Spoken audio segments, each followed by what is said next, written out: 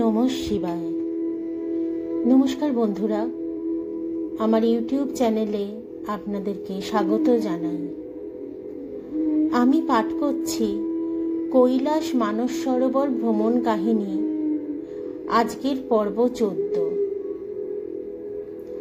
আমার এই রোমাঞ্চকর ভ্রমণ কাহিনীটি শোনার জন্য এবং প্রথম থেকে জানার জন্য আপনারা আমার চ্যানেলে চলে যান এবং পর্ব 1 থেকে ক্রমান্বয়ে পরবর্তী পর্বগুলি পড়ে নিন এবং শুনে নিন। তাহলে আজকে আমি যে পর্বটি পাঠ করছি সেটি শুনতে এবং বুঝতে আপনাদের সুবিধে হবে। চলুন শুরু করে ফেলি আজকের পর্ব 14। অতঃপর মানস সরোবর হিমালয়ের সাধনার গুপ্ত সাধন পীঠ। এই সরোবরের চারপাশের শৈলমালার গুহাতে কত যোগী পরব্রহ্মে লীন হওয়ার বাসনায় কঠোর সাধনায় মগ্ন। পরমা প্রকৃতির রাজ্য ভেদ করে অখণ্ড গুরুধামে প্রবেশ করে শিবময় হওয়া সাধকের পরম তৃপ্তি। এই কৈলাস ক্ষেত্রেই আছে হিমালয়ের সিদ্ধ যোগাশ্রমগুলি। এখানেই আছে জ্ঞানগঞ্জ,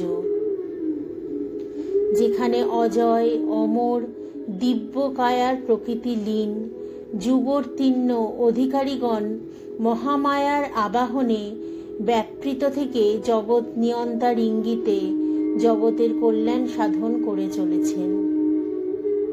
আমি শুনেছি অশ্বত্থামা, ব্যাসদেব, হনুমান, এমনকি সত্যযুগের ঋষিরা জ্ঞানগঞ্জে অধিষ্ঠান করে সতত পরব্রহ্মের ধ্যানে লিপ্ত থেকে জগৎ কল্যাণ করে চলেছেন।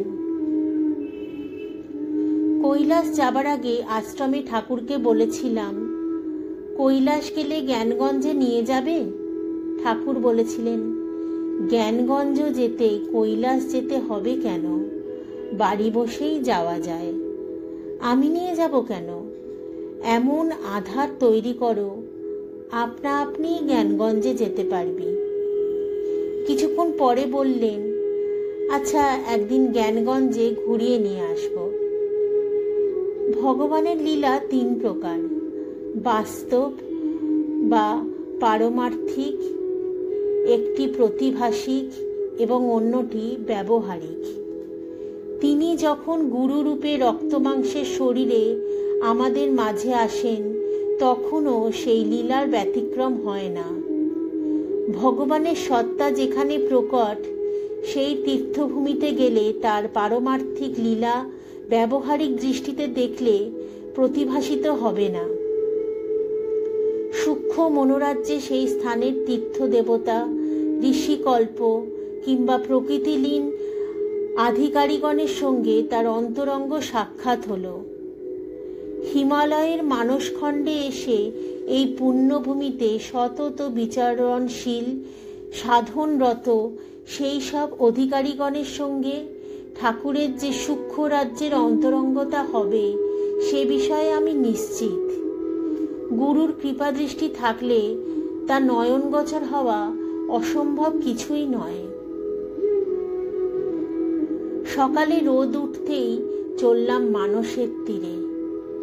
যজ্ঞ করার জন্য একটা জায়গা ঠাকুর গতকালই বেছে রেখেছিলেন। তার পাশে জিনিসপত্র রেখে আমরা স্নানে গেলাম। ঠাকুর দীপকদা, উদয়বাবু, অমলদা, আরতি কাকিমা, তারাপদবাবুকে তর্পণাদি করালেন। ওদের প্রত্যেকের স্নানের পর ঠাকুর, আমি জলে নামলাম। সূর্যের কিরণে মানসের জল মুক্তোর মালার মতো ঝলমল করছে।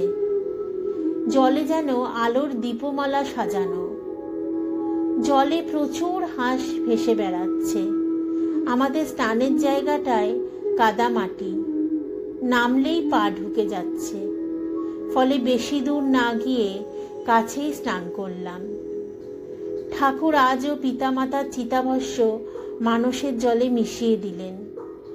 ঠাকুরের স্নানের পর দীপকবাবু এসে ঠাকুরকে প্রণাম করে বললেন, ঠাকুর, আজ আমাকে আপনার কি রূপ দেখালেন? আপনি যখন স্নান করে উঠছেন, আমি দেখছি এক জ্যোতির্ময় পুরুষ জল থেকে উঠছেন। আমার চোখ ঝলসে গেল। আমি আপনার কি রূপ দেখলাম! সত্যি আমার এতদিনের মানসে আসা আজ সার্থক। পূজা শুরু হলো।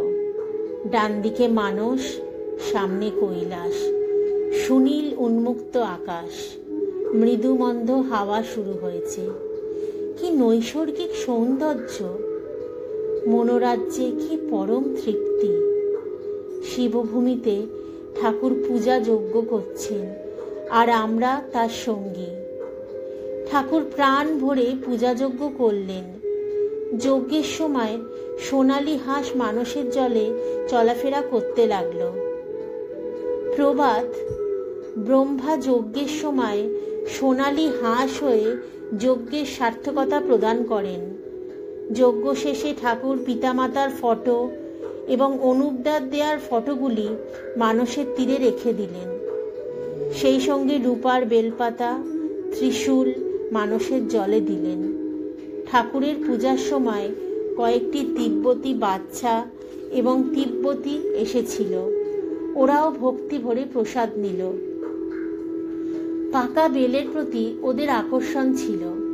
বেলগুলি ওদের দেওয়া হলো। যজ্ঞের সময় ঠাকুরের নির্দেশে আমি সমস্ত ভক্ত শিষ্যের এবং তাদের পরলোকগত প্রিয়জনের নাম গোত্র উচ্চারণ করলাম।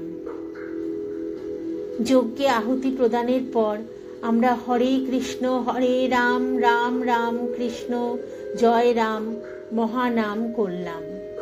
সবাই ঠাকুরকে প্রণাম করলাম। প্রত্যেকেই খুব খুশি।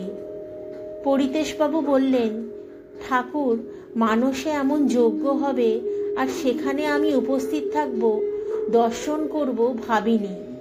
এ আমার পরম সৌভাগ্য। অমলদা বলল, গুরু, আপনার জন্যই আমরা পুণ্যবান হলাম। আপনি আশীর্বাদ করুন যেন যুগে যুগে আপনার দর্শন পাই। দীপকদা তো স্নান করে ঠাকুরের রূপ দর্শন করার পর থেকেই অভিভূত। এবার আমরা যাব কৈলাসের পাদদেশ দার্চেন। তিব্বতকে বলা হয় কুবেরের দেশ। রাবণের বৈমাত্রীয় জ্যেষ্ঠ ভ্রাতা কুবের হলেন সম্পদের দেবতা। রাবণ লঙ্কাপুরী থেকে কুবেরকে তাড়িয়ে দিলে তিনি নর্মদার ওঙ্কারেশ্বরে কাবেরী নর্মদা সঙ্গমে শিবের সাধনা করে বিপুল ঐশ্বর্যের অধিকারী হন এবং কৈলাসে চলে আসেন। এখানে দেব ভাণ্ডারী। কৈলাসে কুবেরের যেসব মূর্তি দেখা যায় তাতে তিনি সর্বদা গদা হাতে অতন্দ্র প্রহরী রূপে দণ্ডায়মান। 1912 সালে তৎকালীন ভারতীয় ভূতত্ত্ব বিভাগের পরিচালক স্যার হেনরি হেভেন তিব্বত সরকারের নিমন্ত্রণে তিব্বতে আসেন। এখানে বিভিন্ন অঞ্চলে ভূতাত্ত্বিক গবেষণার পর তিনি মত প্রকাশ করেন যে তিব্বতের সোনার ভাণ্ডার পৃথিবীর যে কোনো দেশের সোনার ভাণ্ডারের থেকে বেশি। শুধু সোনাই নয়, রূপা, তামা, দস্তা, সীসা, লোহা, পারদ, ম্যাঙ্গানিজ ছাড়াও প্রচুর তেজস্ক্রিয় মৌলও বিদ্যমান। এছাড়া খনিজ তেল, শিলাজিৎ, বিভিন্ন পাহাড়ি লবণ এবং প্রচুর সোহাগায় তিব্বত সমৃদ্ধ। বিগত 300 বছরের বেশি সময় ধরে তিব্বতের লুপ্ত হ্রদ থেকে সোহাগা, লবণ, সোডা ভারতে আমদানি হচ্ছে। স্বামী প্রণবানন্দের সমীক্ষা অনুযায়ী চুনা পাথর, গন্ধক, প্রবাল এবং বিভিন্ন শৌখিন পাথর তিব্বতে প্রচুর পরিমাণে আছে। একসময় এখানে একটু খোঁড়াখুড়ি করলেই প্রচুর সোনা পাওয়া যেত।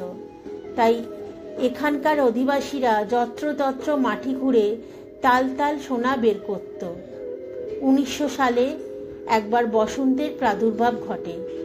তখন প্রচুর মানুষ মারা যায়। ধর্মভীরু মানুষজন মনে করে দেবতা রুষ্ট হয়েছেন। তাই লামাদের আদেশে সোনা খোঁজার কাজ বন্ধ হয়ে যায়।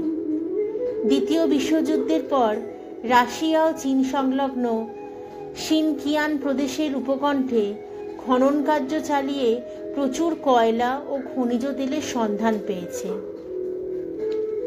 মহাভারতে উল্লেখ আছে, যুধিষ্ঠিরের রাজসীয় যজ্ঞের সময় বিভিন্ন দেশের মতো খসড়া ও সোনার ভেট নিয়ে আসে পিপলিক সুবর্ণ। পিপলিক সুবর্ণ অর্থে যে সোনা পিঁপড়েরা পাহাড় থেকে কুড়ে কুড়ে বার করে। পিঁপড়েরা মাটির নিচে গর্ত করার সময় যে সোনা নিচে থেকে বাইরে আনতো তাই লোকে সংগ্রহ করত। এছাড়া পিপলিক বলতে ওই অঞ্চলের লোকেরা শীতের হাত থেকে বাঁচার মতো পাহাড়ের গায়ে মাটির নিচে গর্ত করে বাস করত, তাই তাদের পিপলিক বলা হয়। গ্রিক ঐতিহাসিক হেরোডেটাসও হিমালয়ের এই অঞ্চলের বর্ণনায় বলেছেন, land of wonderful ants, in burrowing out their homes in the earth they threw up gold. আশ্চর্য পিপিলিকা দেশ, মাটিতে ঘর তৈরি করতে গিয়ে মাটির নিচে সোনা বাইরে ছড়িয়ে ফেলে। কৈলাস থেকে উত্তরে 18-20 দিনের হাঁটা পথে বিন্দু সরোবরের কাছে শ্রীকৃষ্ণ যজ্ঞানুষ্ঠান করেছিলেন। এই বিন্দু সরোবরের পাশে আছে হিরণ্য পর্বত, সেখানেই আছে স্বর্ণখনি। তিব্বতীদের ছাড়া সেখানে কাউকে যেতে দেয়া হয় না। দানবরাজ বৃষপর্বার বিচিত্র স্বর্ণময় সভাগৃহ ছিল কৈলাসের মৈনাক পর্বতের কাছে। এইসব পৌরাণিক এবং আধুনিক বর্ণনাই প্রমাণ করে তিব্বত যথার্থ কুবের দেশ, অর্থাৎ সম্পদের দেশ। কিন্তু তিব্বত সরকার দেশের অপার খনিজ সম্পদের যথাযথ প্রয়োগ কিংবা বাণিজ্যিক পরিকাঠামো কাজে লাগিয়ে আর্থিক উন্নতি করতে পারেনি। তিব্বতের এই অপার খনিজ সম্পদের প্রতি লোভেই সম্ভবত চীন তার অধিকার তিব্বতের ওপর কায়েম করেছে। রাবণ ছাড়াও কৈলাসে আরেকজনের কীর্তি জড়িয়ে আছে, তিনি হলেন ভস্মাসুর। মহাদেব ভক্ত এই অসুররাজ কঠোর তপস্যা করে মহাদেবের বর লাভ করেন যে তিনি যার মাথায় হাত রাখবেন সেই ভস্ম হয়ে যাবে। বর পেয়ে অসুররাজ বর ঠিকঠাক পেলেন কিনা তা পরীক্ষা করতে চাইলেন। সামনেই মহাদেব, অতএব প্রথমেই তার ওপরই পরীক্ষা করা যাক। মহাদেব পড়লেন বিপদে, তিনি পালালেন। পিছন পিছন অসুররাজও ছুটলেন। মুশকিল আসানে হাজির হলেন বিষ্ণু। তিনি অসুররাজের সামনে হাজির হয়ে তার ছুটবার কারণ জানতে চাইলেন। অসুররাজ কারণ বললে বিষ্ণু পরামর্শ দিলেন, এ তো খুবই সহজ, নিজের মাথায় হাত দিলেই তো সহজে বোঝা যাবে যে বর ঠিক পেলাম কিনা। বিষ্ণুর মোহিনী মায়ায় বিভ্রান্ত হয়ে অসুররাজ নিজের মাথায় হাত রাখলেন। ফল যা হবার তাই হলো, নিজেই ভস্ম হয়ে গেলেন। সেই থেকে তিনি ভস্মাসুর নামে পরিচিত হলেন। কৈলাসেই ভস্মাচল পর্বত আছে, যেখানে ভস্মাসুর ভস্ম হয়েছিলেন। বন্ধুরা, কৈলাস মানস সরোবর ভ্রমণ কাহিনী পর্ব 14 পাঠ করা আজকে আমি এখানেই শেষ করলাম। আশা করি আপনাদের এই গল্পটি শুনতে খুবই ভালো লেগেছে। এই রকম গল্পেরই পরবর্তী পর্বটি আমি আগামীকাল আবার নিয়ে চলে আসব আপনাদের কাছে। ততক্ষণ আপনারা আমার এই চ্যানেলটি দেখতে থাকুন এবং এই রোমাঞ্চকর গল্পটি শুনতে থাকুন। আমার চ্যানেলে একটি সাবস্ক্রিপশন করে দিন, তাহলে আমি আরও অনুপ্রাণিত হব। পছন্দ হলে লাইক করুন, কমেন্ট বক্সে গিয়ে আপনাদের মতামত জানান এবং শেষে বলি, আপনারা সবাই খুব ভালো থাকুন, আনন্দে থাকুন, সুস্থ থাকুন। আজকে আমি এখানেই বিদায় জানালাম। ভালো থাকবেন। নমস্কার। ওম নমঃ শিবায়।